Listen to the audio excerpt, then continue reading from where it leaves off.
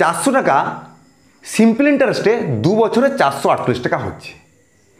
যেই রেটে এটা হয়েছে সেই রেটে 550 টাকা কত বছরে 682 টাকা হবে।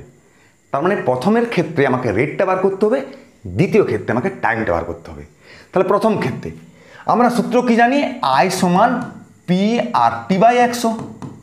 আই মানে কত, ইন্টারেস্ট। দেখো ইন্টারেস্ট কত পেয়েছি, 48, সমান পি মানে কত, 400, আর মানে কত বার করব, টি মানে কত 2 বাই 100।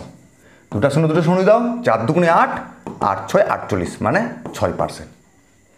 এবার দ্বিতীয় ক্ষেত্রে আমার ইন্টারেস্টটা কত না, 682 থেকে 550 বিয়োগ করে দাও মানে 132। তার মানে আই সমান পি আর টি বাই 100। আমাকে বছরটা চেয়েছে, ব্যাস।